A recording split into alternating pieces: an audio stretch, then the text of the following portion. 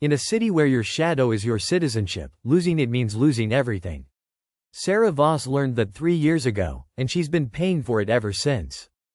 The Ashen district sits at the bottom of the city like sediment. Everything that can't rise any higher eventually sinks here.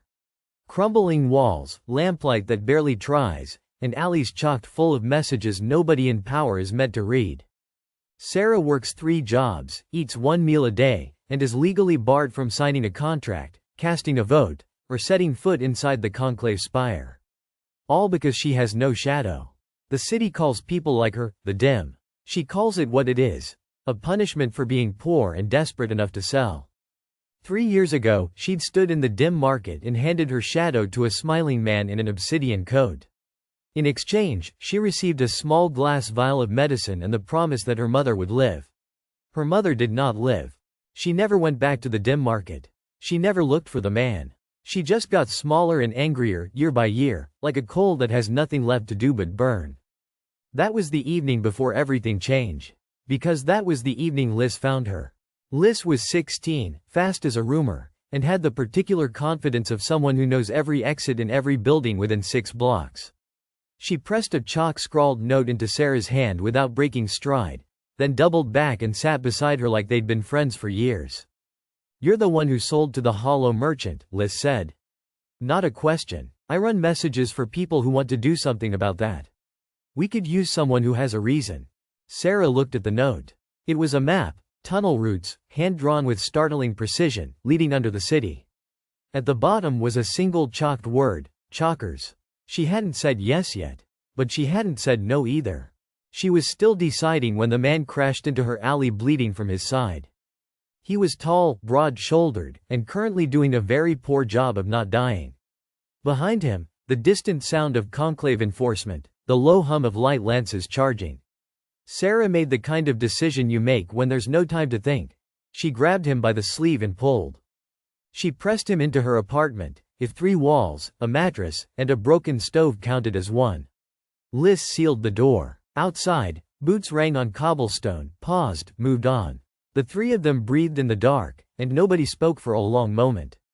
"Who are you?" Sarah finally said, "and why are the conclave's people trying to light you on fire?" Dorian reached to his belt, unclipped a battered leather journal chained there, and set it on her floor. "My name is Dorian Ashka," he said. "I was a conclave archivist. And that book is why they want me dead." Sarah picked up the journal. The pages were dense, diagrams, intercepted memos, hand-copied records with official conclave watermarks. And at the center of it, a schematic of the conclave spire's power grid, annotated in Dorian's handwriting. The fuel source listed for the golden light arrays was 2 words long. Harvested shadows. The conclave spire blazed with golden light 24 hours a day. It was the symbol of the city's prosperity, its order, its enlightenment. And it ran on people. People like her. Sarah set the journal down very carefully, the way you set down something you might otherwise throw through a wall. "We need to get this to the Chalkers," Dorian said. "They have people who can authenticate the documents and broadcast them. Once the city knows," Sarah said flatly, "they'll need to find someone to blame." She looked at Liz. Liz looked back with those calm, 2 old eyes. "I know a contact," Liz said. "In the dim market." The dim market was the last place Sarah wanted to be. She hadn't been back since the night she signed away her shadow, and the market had a way of remembering what you'd traded there. But the journal needed verifying. And so, the next night, the 3 of them descended. The market breathed with a kind of hungry warmth. Everywhere, stalls offered things that shouldn't be for sale. Jars of preserved laughter, vials of first memories, small cages holding the muffled sounds of someone's voice. Sarah kept her hands in her pockets and her eyes forward. A memory broker grabbed Dorian's wrist as they passed. The man's eyes went wide, not greedy, but afraid. He dropped the wrist immediately, muttered something under his breath, and pulled his stall curtain shut. Dorian kept walking like it hadn't happened. It happened twice more before they reached the contact's booth. They never reached the contact's booth without interruption. Because standing between them and it, still as carved stone in the flowing crowd, was a man in an immaculate obsidian coat and a wide-brimmed hat that held his face in permanent shadow. Sarah stopped walking. Every muscle in her body made a different decision simultaneously. She stayed perfectly still, Which was the one decision that won? The hollow merchant turned to face her. Where eyes should have been. Two flat, matte black surfaces that swallowed the lantern light whole. He smiled, warmly, terribly. "Little branch," he said, and his voice was doubled, layered, like an echo arriving before the sound. "I wondered when you'd come back." "Give it back," Sarah said. Her voice was steadier than she felt. "My shadow. Whatever you did with it, undo it." The merchant tilted his head, unhurried. "What was given is remembering its way home," he said. "But the path is not yet open. You will understand when it is time." He stepped aside and gestured toward the contact stall, as though he'd simply been waiting to usher them through. The chalker contact was a small, quick-handed woman who authenticated Dorian's documents in under 4 minutes and then told them something that nobody wanted to hear. "These are real," she said. "And you," she looked at Dorian's branded hand, then back at his face, "are exactly who the prophecy describes. The branded. The witness who either saves the shadowless or burns the city down trying." Dorian said nothing. Liz said nothing. Sarah looked at the man she'd dragged off her street and thought, "I don't know you at all." The walk back through the market was very quiet. The next morning, Chancellor Marin Solt's face appeared on every public broadcast panel in the city. She wore her conclave whites-like armor, her brass prosthetic hand resting on the podium, her expression composed to the point of cruelty. Her offer was simple: full shadow restoration, complete amnesty, a legal person again, in exchange for the location of the man called the Branded.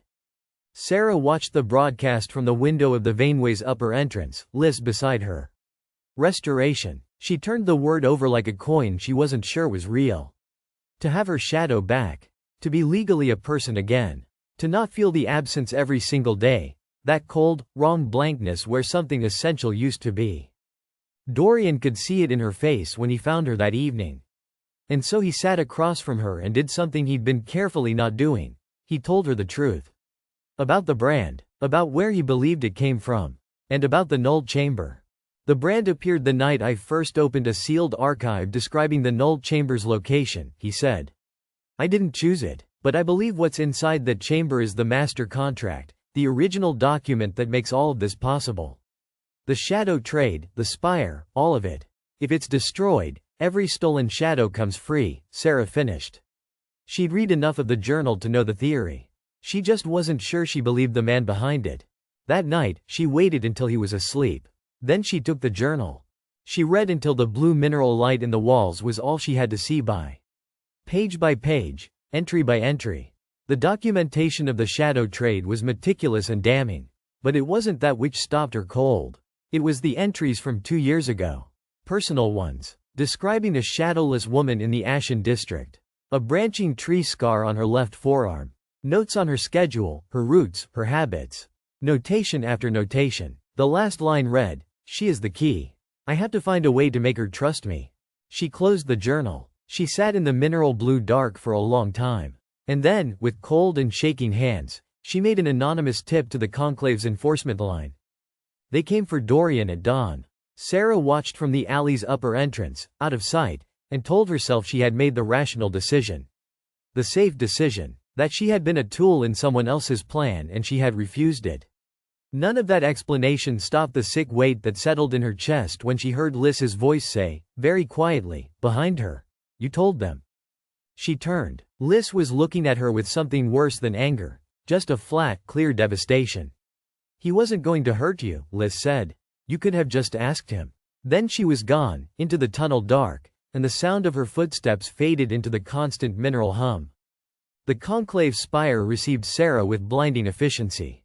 A transport, an escort, a sterile corridor that smelled of ozone and cold marble. And Chancellor Solt herself, waiting in a chamber so white it hurt to look at, her brass hand extended in something that resembled a welcome. "Your shadow," Solt said, "is not where you might expect it to be." She gestured to a side table. There sat a sealed obsidian vessel, humming faintly, etched with containment runes. "We recovered it from the merchant's stock 3 years ago. The moment your shadow arrived, our analysts flagged it as architecturally anomalous. We've been keeping it quite safely." She smiled. "And now we'd like to discuss what it does." The restoration she'd been promised was not restoration at all. Sarah understood that now, watching Solt's composed face. She had not been summoned to be made whole. She had been collected. She was still a piece in someone else's plan. Just a different someone, in a much wider room. They put her in a gilded suite with a locked door and a view of the city she'd never had from this height. She could see the Ashen district far below, a gray smudge, barely visible under the spire's permanent gold corona. She spent the hours taking the Chancellor's words apart, rebuilding them, looking for the seam in the plan. The Chancellor didn't want to destroy the master contract. She wanted to rewrite it. The shadow fuel was running out, 30 years of harvested essence, burning down to embers. Sold wanted the null chamber not to end the trade but to own it entirely, to wire it to a new engine that would power the conclave indefinitely. Dorian wasn't being questioned. He was being emptied. The note appeared under her door the way Liz did everything, sudden, quiet, and exactly on time. It was written in chalk on a torn scrap of paper, the letters small and neat. 4 words. The merchant is inside. The wall behind her did not open. It simply became momentarily less solid, and the hollow merchant stepped through it the way you step through a bead curtain, with mild inconvenience and perfect composure. He removed his hat. For the first time, Sarah could see his face clearly, gaunt, ageless, and arranged into an expression of absolute exhaustion, like a man who has been patient for 30 years and is only now allowing himself to show it. "My name," he said, in that doubled voice that was always like hearing someone and their echo at once, "is Ivan Voss." He watched her face process this. "I am your father, Sarah. And I owe you 30 years of the truth." Sarah did not speak. She sat on the edge of the gilded bed, and she listened. He told her about the null chamber. About what her mother had done before Sarah was born. About what Sarah was. Half null born, her shadow not an essence but a literal key. And about 30 years of the shadow trade run not for profit but as a terrible, accumulating act of love. Feeding the chamber's lock with small shadows so it would not consume the woman inside. Her mother had not bought medicine. Her mother had sold herself, her whole shadow, her whole essence, to the null chamber, to lock away a threat that would have consumed the city. The master contract was not a document. It was a woman. And Ivan Voss had spent 3 decades running a criminal empire in the dark to keep one person alive. "Why didn't you tell me?" she said finally. It wasn't really a question. He looked at his elongated hands. "Because the chamber's lock requires a willing hand," he said quietly. "A coerced key shatters. A frightened one breaks wrong. You had to come to it freely, or not at all. And I did not know how to ask you without asking you." Sarah stood up. She walked to the window. She looked at the Ashen district far below, at the gray smear of the place she'd lived her whole smaller life. Then she said, "We're going to the null chamber. And we are breaking Dorian out first." She turned. "Because I made a mistake, and I'm going to fix it." That's what willing looks like. Ivan Voss looked at his daughter for a long moment, the way a man looks at something he built from a distance and never got to touch. Then he stood, replaced his wide-brimmed hat, and the shadow fell back across his face like a curtain. "Then we move," he said. Getting out of the gilded suite was, absurdly, the easy part. Ivan simply placed one chalky hand against the wall and the plaster went quiet around them, and they stepped through it like walking through cold water. Sarah didn't let herself think too hard about what that meant about what she was. The conclave's detention level was all white tile and humming fluorescent gold, the kind of light that was meant to feel like safety and only ever felt like exposure. Dorian was in the 3rd cell. Sarah could tell because he was the only prisoner who had somehow still gotten hold of a pencil and was writing on the floor. He looked up when the door opened with no guard and no key. His amber eyes went from Ivan, and stayed there for a long, dangerous second, then moved to Sarah. The pencil dropped. "You," he said, not angry. Worse than angry. Tired. "I know," Sarah said. She didn't offer an excuse. She extended her hand. Bare, no shadow pulling beneath it. Scarred forearm turned up. "I'm asking you to get up anyway. Not for me. For what's in the chamber." He stared at her outstretched hand for 5 full seconds. Then he took it. Liz was waiting for them at the Vaneway entrance beneath the spire's east foundation, crouched on a pipe junction with chalk dust on both hands and the expression of someone who had been furious and then frightened and had arrived somewhere past both. She looked at Sarah. "I didn't think you'd actually do it," she said. "I almost didn't," Sarah admitted. It was the truest thing she'd said in days. Liz held her gaze another moment, then nodded once. A kid's nod, small and final, the kind that means we're even, and dropped into the tunnel. The four of them descended toward the dark. The vaneways hummed louder the deeper they went, the blue and violet light pulsing in the walls like something breathing. Dorian moved beside Ivan in pointed silence until he could no longer sustain it. "The brand on my hand," he said. "You put it there." The merchant didn't deny it. "You were 19. You had already found the archive. I needed a witness who would survive long enough to matter." Dorian looked at the brand like he was recalculating 10 years of his own life. Then he said, very quietly, "The journal. The entries about Sarah. I wasn't using her. I was afraid of what would happen to her if she got to the chamber wrong." He looked at Sarah. "I didn't know how to say that without sounding like every other person who's ever said it's for your own good." Sarah filed that away without answering. There would be time to be furious about it, or to forgive it, later. If there was a later. Ahead, the tunnel opened and the hum became a roar, became a silence, and the null chamber breathed its dark light up at them like a held secret finally exhaling. She was there, on the Iron Throne, not seated in triumph but held, perfectly preserved, threaded through with the chamber's runes like a moth pinned in amber. Sarah's mother. Alive, her chest moving with the shallow rhythm of someone dreaming for 30 years. Ivan Voss stopped at the chamber's edge. He didn't go further. His chalk-white hands were clasped at his sides, and for the first time since he'd walked through the wall of her suite, he looked like something that could break. Sarah walked forward without him. This part was hers. That was when the strike team arrived. The chamber's ceiling bloomed with conclave entry points, white light cutting down like blades, and Chancellor Solt descended on a lift plate in full regalia, her brass hand already raised with a binding rod crackling gold. "Step away from the contract," she said pleasantly. "All of you." Dorian moved, not toward the Chancellor, toward the wall. He pressed his branded hand flat against the chamber's obsidian surface, and the open eye mark flared white-hot. Liz grabbed his arm. "What are you doing?" "What I was built to do," he said. "Witnessing." The mineral veins in the walls, those blue and violet threads that ran through every vaneway tunnel in the city, lit up. All of them, simultaneously. The brand was not a prophecy mark. It was a transmitter. And it was broadcasting every word, every face, every truth in this chamber lived to the entire city above. Solt understood what was happening a half-second too late. Sarah was already at the throne. She knelt beside her mother's suspended face, older than memory, quieter than sleep, and placed her scarred left forearm against the rune at the throne's base. The branching scar aligned perfectly with the carved groove. It had always been a key. She had just never known what door. The chamber asked her, in a way that was not language, what she was giving. She answered, in a way that was not words.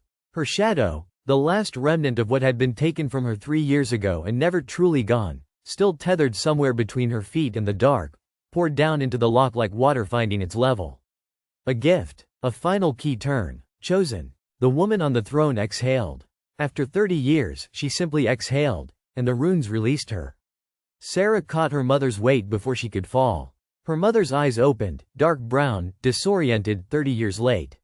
She looked at her daughter's face and said, "Oh, you got tall." The chamber shattered. Not violently, more like a glass that had been held too long finally set down. The master contract broke along every seam at once, and across the city, in a single suspended breath, every stolen shadow returned to the person it belonged to. Every single one. Except Sarah's. Solt's binding rod went dead in her hand. Above the city, the conclave spire's gold light arrays flickered and went out. Stripped of their stolen fuel, the arrays failed one by one, the great blinding haze that had crowned the spire for decades dissolving into ordinary gray sky. Solt's own officers turned to face her. They had seen everything. They had all seen everything. Ivan Voss was the last thing to go. He made it across the chamber floor to where Sarah knelt, walked through the debris of the only world he had built, and crouched beside her. His chalk-white edges were already uncertain, dissolving at the fingers. The chamber had been feeding him for 30 years. Without it, he was only what he had been before it, temporary. He held her face in both fading hands.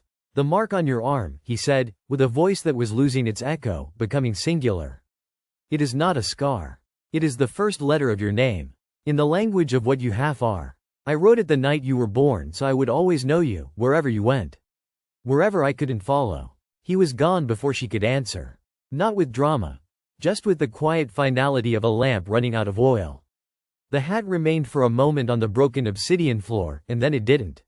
Sarah sat with her mother's head in her lap and Lys's small hand on her shoulder and did not look away from the place where he'd been. Later, hours later, when the conclave's own subordinates had taken Solt into custody and the Vaneways were full of people touching their returned shadows with trembling hands, they climbed back up into the Ashen district. The overcast that had hung over it for as long as anyone could remember had broken. Actual sunlight hit the soot-stained streets for the first time in living memory. Every person in the street had a shadow. Every one. They stretched long and dark and solid in the new light, and people were staring at them, laughing, some of them, or crying. Like they were meeting an old friend returned from somewhere no one visits and comes back from. Sarah stood among them and cast nothing. Dorian came to stand beside her. He looked down at her shadowless feet, then at his own shadow stretching long across the cobblestones, and he didn't say anything for a while.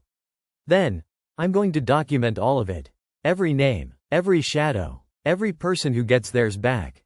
It'll be public record. It'll be permanent. He glanced sideways at her. Starting with yours, even if it's just to say it was given willingly. Lys was already on a wall. She'd found chalk, she always found chalk, and was writing in letters large enough to be read from across the street. Not code this time, just, the shadows came home. Sarah's mother stood at the wall's base, still slightly unsteady on 30 years' rested legs, watching the teenager write with an expression of pure bewildered delight. Sarah looked at her arm. At the branching mark she had worn her entire life as a source of quiet shame and private wondering. The first letter of her name, in a language she didn't speak. She traced it with one finger and felt, for the first time, that it was not a wound. It was a signature. It was someone saying, I was here. You came from something. You were known. She was shadowless. She would stay that way. The chamber was gone and the gift was given and there was no mechanism left in the world that could return what she had chosen to give. She had known that when she knelt at the throne. She had done it anyway. That was what willing looked like, not the absence of cost, but the full knowledge of it, and the choice made clearly, eyes open, in the light. She looked up at the sky over the Ashen district. Real sky. New light. And Sarah Voss, shadowless, scarred, half-null born, daughter of a woman who gave everything and a man who spent 30 years trying to hold the pieces together, smiled.